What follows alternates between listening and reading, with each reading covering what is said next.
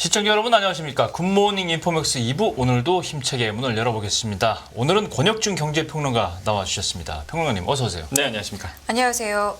오늘 저희 주제가 비트코인이에요. 네. 비트코인. 지금 다시 또 막 오른다. 네. 여러 보도들 좀 나오고 있는데. 가격이 네. 어마어마하게 올랐어요. 오랜만에. 맞습니다. 어느 정도 수준인가요? 지금 뭐 4,600만 원 돌파했었다가 네. 다시 한번 좀 떨어졌는데, 근데 제가 이제 항상 말씀드릴 때 보통 주식은 장중 이런 표현 쓰잖아요. 네. 없습니다. 그렇죠. 장중이란 장중 말이 없죠. 없죠. 지금- 24시간 시간에는 계속 어딘가에서 그렇죠. 변화되고 있으니까요. 그래서 사실 이제 그게 힘들다라는 분도 계시는데, 그래서 제가 장중 4,600 이렇게 말은 못 하겠고, 4,600만 원 넘었다가 지금 제가 방송 들어오기 직전에 봤을 때 업비트에서 한 4,500, 한 85만 원 정도 이렇게 하더라고요. 예. 그래서 지금 뭐 4,500만 원이 넘은 상태다라고 보시면 되겠고, 네네. 이게 16일 만에 그 16일 기준으로 봤을 때 3개월 만에 이제 비트코인이 이제 4천만 원이 넘어섰거든요. 그때.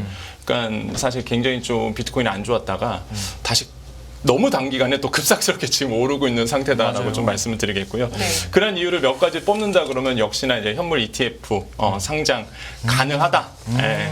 이런 얘기가 이제 시장에서 계속 나오면서 만약에 ETF에 만약에 들어간다. 뭐 그 비트코인이 그러면 ETF 추종한 ETF가 상장이 된다 그러면 뭐 말이 달라지죠. 이 수급이 뭐 쏠리다 보니까 일단 당연히 뭐 그만큼 네. 그 수요들이 그렇죠. 발생하는 거예요. 맞습니다. 응. 뭐 기관 투자자들이 일단 돈 싸들고 들어오기 때문에 들어오겠지. 뭐 만약에 된다 그러면 구조적으로 이게 오를 수밖에 없는 구조로 가는 거죠. 그러니까 이제 투자자들도 그걸 너무 뻔히 잘 알고 있기 때문에 그렇죠. 과연 증권위원회가 과연 어떻게 될지. 근데 거의 뭐 지금 분위기가 승인할 거다.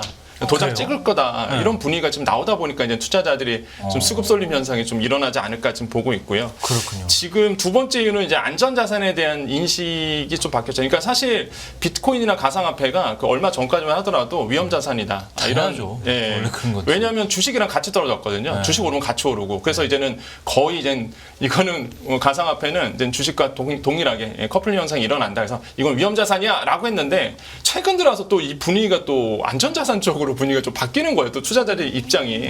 왜 그러냐. 대표적인 게 전쟁이 일어났는데 이번에 네. 이스라엘과 팔레스타인이 전쟁이 일어났는데 이게 오히려 떨어지지가 않고 주식과 이제 디커플링 올라가요. 현상이 이게 오히려 올라가는 거예요. 물론 뭐 ETF 상장에 대한 이슈도 있겠지만 현물 ETF 상장 이슈도 있겠지만은 그래도 그거 치고는 이제는 이 주식 시장과 반대로 움직이다 보니까 이거는 안전자산으로서의 어떤 가치가 뭐 비트코인이 금이네요, 금 문제. 그렇죠. 이제 금하고 비슷하게 하거든요. 금의 대체제로 지금 비트코인이 다시 한번 투자자들에게 좀 인식이 되고 있는 상태고 사실 금은 보관이 좀 어렵잖아요. 예. 많이 싸줄 수도 없고. 예. 그러다 보니까 이제 대신에 비트코인 하고 달러 같은 경우에는 뭐 많은 투자자들이 아시겠지만은 뭐 여러 이슈들이 있었지만은 미국에서 뭐 달러 찍어내네 이런 느낌이 있다 보니까 그럼 달러 대신에 또 비트코인 이러다 보니까 요즘에 이제 많은 분들이 다시 한번 또 비트코인에 관심을 지금 갖고 있다라고 좀 말씀드립니다. 정말 오랜만이에요. 한 2만 네, 달러, 맞아요. 3만 달러에서 왔다 갔다 네. 하면서 그냥 끝났는데 네. 이게 이제 오랜만에 움직이는 건데 원래는 이게 10만 달러 설이 있었는 종목이라서 네. 이제 상승세가 계속될 것인지 관건은 사실 뭐 방금 말씀하신 미국증권거래위원회에서 이거를 네. 비트코인을 기반으로 한 네. 주가수익 연계증권 네. ETF를 승인하냐 마냐 네. 승인하는 순간 증권거래소 상장이 될 거 아니에요. 맞습니다. 보딩 되면 이제 전 세계 정규 투자자들 비트코인 안 투자하지 않던 사람들이 여기다 투자를 한단 말이에요. 맞습니다. 이게 굉장히 폭발적으로 증가할 것 같은데 이게 될 것 같습니까? 그러니까 지금 뭐 제가 뭐 될 것 같다라고는 좀 말씀 못 드리겠고 분위기가 글로 모르고 가는 분위기가 지금 거의 외신도 그렇고요. 외국 그 증권 보고서도 마찬가지고 거의 승인될 가능성이 높다라고 지금 보고 있어서 지금 그렇게 이제 말씀드릴 수가 있겠는데 일단 뭐 예를 들어서 지금 JP 모건이 최근에 이제 한 보고서에서 이런 표현을 썼어요. 그 이제 증권거래위원회가 이제 1월 10일이 되면 그 전까지는 가부 결정을 이제 할 수밖에 없다. 근데 이제는 가부 결정을 했을 때 아마 승인될 가능성이 굉장히 높다라고 이제는 얘기를 했거든요. 그러다 보니까 이제 투자자들 반응을 했고 최근에 이제 법원의 판결이 있었잖아요. 이제는 그레이스케일이 이제 자산운용사인데 여기에서 이제는 왜 우리를 반려해? 그래서 법원에 이제는 냈단 말이에요. 송장을. 그래서 이거에 대해서 다시 한번 판결해 주겠더니 사실 이제 법원에서 다시 한번 이 부분에 대해서 이제 현물 ETF 승인에 대한 부분에 대해서 다시 한번 검토해라는 판결이 나왔단 말이죠. 그러면 이제 법원에서 다시 한번 이제 판결을 해야 됩니다. 이 부분에 대해서 어떻게 그 증권위원회에서 다시 한번 이제 가부 결정을 해야 되는 상황이 오다 보니까 지금 이렇게 흘러온 거거든요. 그래서 지금 거의 그 증권위원회에서 항소를 안 했단 말이에요. 그러니까 이제 항소 안 하다 보니까 시장에서 어떻게 반응했냐면 해석을 했냐면 이거 승인을 염두에 두고 사실 이제 항소를 안 한 그래서. 거다. 증권위원회에서. 그래서 지금 불이 붙은 거거든요, 사실 이게 지금. 그렇죠. 예, 그래서 투자자들 입장에서는 거의 뭐 승인 떨어질 거다. 현물 ETF에 이제 말 그대로 비트코인을 추종하는 ETF가 나올 것이다라고 지금 보고 있어서 지금 수급이 엄청 쏠리고 있고 또 하나가 제가 좀 집중했던 게 그거였거든요. 최근에 이제는 이슈가 됐던 게 하나가 있었어요. 그게 뭐냐면 이 가상자산 전문 매체가 있습니다. 이제 코인 텔레그래프라는 곳이 있는데 여기서 이제 오버를 하나 냈어요. 이게 뭐냐면은 승인 떨어졌다. 아이고. 예. 가짜뉴스. 그래서 이게 그냥 여기서만 승인 떨었다 그건 모르겠는데 요거를 가지고 요 SNS 메시지를 가지고 메이저 언론사가 받았었군요. 인용 보도를 한 거예요. 인용 보도를. 그러다 보니까 이게 전 세계로 퍼진 겁니다. 근데 이게 오버라고 바로 결정이 났거든요. 바로 이제는 많은 SNS상에서 이거 오버다라고 해서 바로 잡아줬는데 근데 이게 떨어져야 되잖아요. 그러면은 비트코인 가격이 그렇게 되면 오버니까 떨어져야 돼. 안 떨어졌단 말이에요. 이게.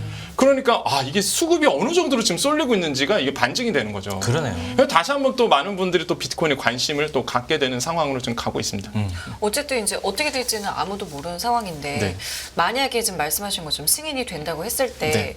비트코인의 그럼 가치가 어느 정도로 이제 커질 수 있는 건가요? 그러니까 전문가마다 얘기가 좀 다르긴 한데 뭐 네. 예를 들어서 뭐 현물 비트코인 ETF 승인 받는다 그러면은 그러면 뭐 11배 정도는 뛸 수 있다. 11배요? 지금 10만 달러가 내려면 40만 달러 간다는 얘기. 그렇죠. 뭐 그렇게 50만 하는 분도 있고. 네. 근데 대표적인 게 이제 그 좀 이슈가 있었던 게 이제 블랙록이죠. 그러니까 최대 자산 운용사잖아요. 그러니까 네. 아까 얘기했던 이제 그레이스케일과 다른 운용사고 다른 얘기입니다. 그러니까 블랙록 같은 경우가 이제는 어디에 이제는 얘기를 했냐면 미국 증권 예탁 결제원에 이거를 등록을 했어요. ETF에 대해서. 그러니까 왜 이거를 중요하냐면 예탁 결제라는 거는 이제 주식을 이제 맡기는 거잖아요. 그렇죠. 그러면 이제 거래소에서 상장하기 전에 실제 이제 상장하기 전에 먼저 예탁을 먼저 해야 되잖아요. 그렇죠. 그러니까 예탁을 했다는 얘기는 등록이 됐거든요. 그러니까 예탁 결제원에 등록이 됐다는 얘기는 이제는 거의 이제 ETF 성적을 현물 염두에 ETF 두고 하는 예, 거의 앞두고 바로 직전에 단계거든요. 그러니까 이게 등록이 됐다는 얘기다 보니까 이거는 그럼 블랙록에서 이게 추진하고 있다. 이게 또 이슈가 된 거예요. 그렇죠. 그럼 거의 이제는 블랙록에서 추진했던 현물 ETF 상품이 거의 이제 승인이 될 가능성이 높다라고 또 투자자들은 판단한 거거든요. 그러다 보니까 이 블랙록 이슈에서도 또 수급이 또 그 이슈를 보고 또 수급이 들어오는 상황이에요. 그러니까 이게 아까 얘기했던 법원의 판결과 다른 이슈긴 한데 이런 부분들이 지금 눈에 띄고 있다. 그래서 만약에 아까도 그 앵커님이 말씀하신 것처럼 이 현물 ETF, 그러니까 BTF를 추종하는 ETF 상품이 나온다 그러면 이제 기관 투자자들이 들어가겠죠. 네. 근데 지금의 미국에 이제는 보고 있는 이 기관 투자자들의 자금이 6경 원입니다. 6경 원. 그러니까 상상을 초월해요. 자금 자체가. 그러니까 어마어마하네. 기관 투자자들이 만약에 돈 싸들고 들어올 수밖에 없고 그다음에 ETF라는 게 이제 현물 ETF잖아요. 그렇죠. 그러면 이제는 비트코인을 추종할 수밖에 없다 그러면 자산운용사들이 비트코인을 사야 되겠죠. 당연히 비트코인을. 네, 네. 갖고 있어야 돼요. 또 갖고 갖고 있어야 되고 개인 투자자들도 ETF를 통해서 투자가 들어갈 거고 그러면은 막대한 자금이 이 패시브 자금이 좀 쏠릴 수밖에 없는 그렇지. 부분이거든요. 그러니까 저는 구조적으로 봐도 만약에 승인만 떨어진다 그러면 이거는 정말로 11배 갑니까 그럼? 모르겠습니다. 그 11배까지 말은 조심해야 이게 항상 가상화폐는 말을 조심해야 돼서 그래요? 조심스럽지만은 분명히 지금보다는 가치는 분명히 오를 수밖에 없는 구조적으로 갈 수밖에 없다는 것을 이제 말씀드릴 수 있겠고 그래서 지금 뭐 11배 간다 뭐 몇 배 간다 이런 얘기는 뭐 참 조심스럽다. 근데 이제는 그렇게 말하시는 분들이 굉장히 많죠. 대표적인 게 이제는 로버트 키요사키입니다. 이미 뭐 그분의 SNS를 뭐 부자- 팔로우하신 분들은 아시겠지만 부자 아빠가 난 아빠에서. 네, 부자 아빠, 가난 아빠 이 쓰신 분인데 항상 얘기하는 게 달러 버려야 된다. 지금 계속 얘기하고 있잖아요. 네, 그래서 비트코인 사야 된다, 금은 사야 된다. 계속 얘기하신 분인데 이분 같은 경우에는 이제는 만약 3만 달러 돌파했으면 13만 달러 이제는 다음이 이제는 바라봐야 된다. 이런 얘기했거든요. 그러니까 사실 이런 거 봤을 때 강한 또 비트코인의 추종자이기도 하고 그래서 이 정도로 오른다라고 이제는 보고 있는 거고. 그래서 저는 또 하나가 좀 많은 분들이 또 관심이 있는 게 반감기예요. 그래요. 예. 이게 수요하고 관계 있는 거잖아요. 그렇죠. 이제 반감기라는 거는 이제 아니, 공급하고 관계 있을까요? 둘 다네요. 그렇죠. 수급도 이제 관계 있고 가치를 띌 수밖에 없는 부분인데 결국에는 지금 반감기가 2024년이거든요. 곧 있으면 돌아옵니다. 비트코인의 반감기가. 그러면 그 현물 ETF 승인 여부와 그 다음에 이제는 반감기 이 두 가지가 합쳐지면서 이제 수급 쏠림 현상이 강하게 일어나고 있고 그래서 많은 전문가들이 이 가상화폐 중에서 비트코인을 바라봤을 때 뛸 수밖에 없는 구조로 지금 가고 있다. 근데 조심해야 될 게 항상 그렇잖아요. 투자의 가치가 뛴다는 거는 그 이슈가 있기 전에 먼저 뜹니다. 그렇죠. 그래서 지금 딱 그런 시장인 것 같아요. 그렇죠. 그 직전에 그 직전. 지금 그래서 이제 많은 분들이 다시 수급이 쏠리고 있다고 말씀드립니다. 반감기라는 게 이제 제가 알기로는 4년마다 이제 그 채굴 보상에 대한 그 이제 반씩 잘린다는 거잖아요. 그러면 그만큼 그 비트코인 캘 만한 이제 남은 게 비트코인이라는 게 무한정 늘어나는 게 아니고 맞아요. 정해져 있는데 네. 그게 이제 주는 거잖아요. 네. 확실하게. 그러니까 없어요. 비트코인 사고 싶어도 없는 거야. 맞습니다. 이론적으로는 이제 끝에 가면 비트코인은 없어. 맞죠.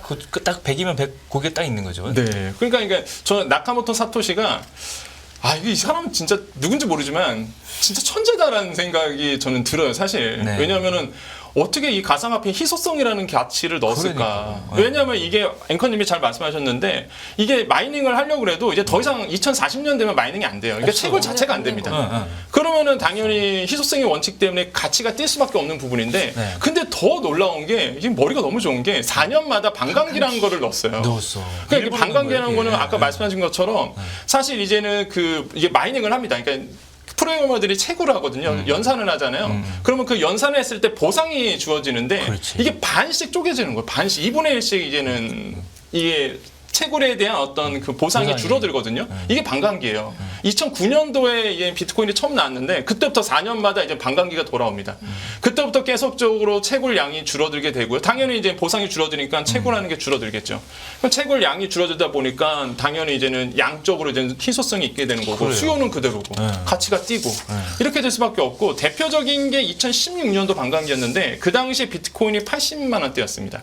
근데 이 반감기 거치고 나서 그 이후에 30배 넘게 뛰었거든요. 그러니까 이게 11배라는 얘기는 지금 4,500만 원 선이니까 우리 돈으로 환율로 봤을 때 그래서 한 11배 이렇게 얘기 나오는 거지 그 당시에는 80만 원 이랬단 말이에요. 그렇죠. 그러니까 이게 30배 실제 뛰었단 말이에요. 그러니까 이게 반감기가 어느 정도의 그 비트코인에 영향을 미치는지를 알 수 있는 거죠. 다음 반기가 언제예요? 2024년입니다. 네네. 돌아와요. 아. 네. 그러니까 네, 지금 딱 그 직전에 이런 거고 2040년 되면 끝입니다. 이제 채굴은 끝이기 때문에 그래서 4년마다 돌아간다. 사야 될 것 같은데. 그러니까 이게 저도 흔들리고 계시네요. 네, 근데 저는 이게 사라고는 말씀 못 드리는 게, 그러니까 그건 투자 성향인 것 같아요. 그러니까 저는 일단 제 투자 성향상 장중 24시간 돌아가는 게 저한테는 이제 건강이나 문제라든지 아니면 저의 그 투자 성향상 맞지가 않아서 피곤하고. 네, 계속 굉장히 빨리. 좀 스트레스가 많이 받아서 이게 저는 일단은 이거 뭐라고 말씀드리기 없지만은 일단은 저의 투자 성향과 맞진 않고 근데 투자 성향이 맞으신 분들은 뭐 많이들 하시죠. 지금. 그 투자 얘기하셔서 그 투자 심리가 지금 뭐 이게 탐욕이냐, 뭐 공포냐 이런 것들 이제 탐욕 지수가 나타내는 있잖아요. 지수 네. 있잖아요. 그럼 지금 어디 정도 가 있어요? 그러니까 탐욕 지수라는 게 그 탐욕이라는 게 좀 인문학적으로 접근해야 될 부분이 있는데 결국에는 투자 관점에서 본다 그러면 수급이거든요. 투심이에요. 그렇죠. 이게 그렇죠. 말고요.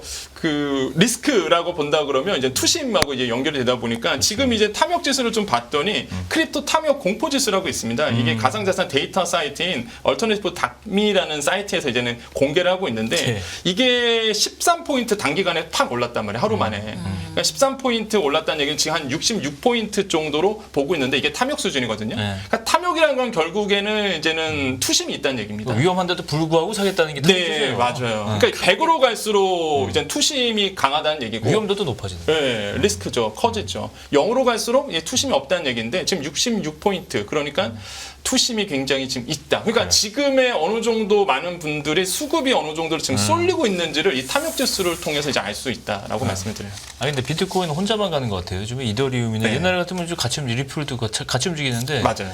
얘들 좀 소외되고 자기 혼자 그냥 올라가는 거. 재료가 물론 있긴 하지만. 그렇죠. 네. 근데 저는 솔직히 기술적으로 본다 그러면 이더리움이 훨씬 좋죠. 예, 맞아요. 여러 가지 활용이 많아요. 예. 네. 그러니까 기술적으로 보면 완성도가 더 높은 게 이더리움이거든요. 사실 하지만은 투자 관점에서는 비트코인을 따라갈 수가 없는 거죠. 왜냐하면 아까도 말씀드렸지만 두 가지 요인이 있다고 했었잖아요. 현물 ETF 승인 이슈랑 그다음에 이제 반감기라는 이 비트코인의 이슈가 있다 보니까 비트코인을 추종하신 분들이 많았을 수밖에 없는 거고 알트코인이라든지 지금의 뭐 이더리움 같은 경우에는 물론 오르긴 오릅니다. 같이 이제는 뭐 분위기가 조성되다 보니까 소폭 오르긴 하더라도 비트코인만큼 지금 오르지 않는 그런 상황이거든요. 그래서 이런 부분들이 확실히 이제 비트코인에 대한 관심들이 이제 높아지고 있고 특히 이번에 그 비트코인의 이제 도미넌스 그러니까 점유율을 봤어요. 그러니까 전체 가상화폐의 그 투자를 하실 때에 그 수익 그 점유율이 있잖아요. 어느 그렇죠. 정도 하는지 그때 51%가 넘어갑니다. 그러니까 지금의 가상화폐 하시는 분들 투자하시는 분들이 절반 이상이 다른 알트코인 투자하는 게 아니라 거래하는 게 아니라 비트코인 하고 있다는 비트코인을 거냐. 한다. 집중돼 있는 거예요. 예, 쏠림 현상이죠, 그러니까. 맞습니다. 그래서 비트코인을 지금 계속 하고 있다는 얘기는 결국에는 수급이거든요. 그러니까 사실 투자했을 때 사실 이게 뭐 얼마나 뭐 많은 분들 기술적으로 완벽하냐, 뭐 이게 얼마나 뭐 기업도 그렇잖아요. 우리가 기업 투자를 했을 때도 이 기업이 얼마나 상징성이 있느냐, 뭐 얼마나 가치가 그렇지. 이거보다는 사실 이 기업에 얼마나 많은 분들이 지금 들어오고 있느냐. 분위기죠. 예, 분위기 수급을 보잖아요. 마찬가지로 지금 비트코인에 대한 수급이 몰리고 있는 부분들이 당분간 제가 봤을 때는 오를 수밖에 없는 구조로 가고 있고. 모르겠습니다. 증권위원회에서 과연 어떻게 승인을 낼지, 예, 요게 증거의 핵심이에요. 근데 하지만 이 직전에는 아무래도 뭐 많은 분들이 관심을 가질 수밖에 없는 분위기로 가지 않을까라고 좀 생각을 많이 해봅니다. 근데 또 다르게 생각해 보면 이렇게 비트코인이 먼저 선도 치고 나가고 주식처럼 나머지 관련주들이 올라가듯이 이게 후행하지 않을까요? 이더리움도 그렇고 리플도 그렇고. 지금 어느 분께서 저한테 얘기를 해주셨던 부분인데, 요번에 비트코인 막 오르니까 오랜만에 이제 거래소 어플을 깔고 들어갔더니 마이너스 86%가 직접 찍혀있더라고요. 이게 알트코인인데 비트코인이 아니라 알트코인이 자기가 옛날에 사뒀던 건데 묻어뒀던 거죠. 얘도 좀 올랐겠지 하고 봤더니 그렇죠. 마이너스 86이야 여전히. 아직도 여전히 마이너스 86으로 이제 찍혀 있다고 말씀하시더라고요. 그러니까 알트코인은 그냥 그런 상태다. 저 알트코인 솔직히 하나 있거든요. 그렇습니까? 네. 손해 네네. 수익률이 그래요. 네, 그래서 지금 뭐 오랜만에 어플 깔고 다시 한번 이제 보신 분들은 실망할 가능성은 굉장히 크다. 근데 지금 분위기는 포기했어요. 네, 그래서 지금 분위기는 비트코인만 지금 뛰고 그래요. 있는 거지. 뭐 가상화폐 전반적으로 흐름이 좋다라고는 말씀을 못 드린다라고 말씀을 드립니다. 다음번에는 추천 종목 한번 말씀해 주세요. 코인 추천 종목. 그러다가 이제는 또 게시판에 또 알겠습니다. 오늘 비트코인 이야기 권혁준 평론가님과 함께했습니다. 저희 다음 주에 뵐게요. 고맙습니다. 네, 감사합니다.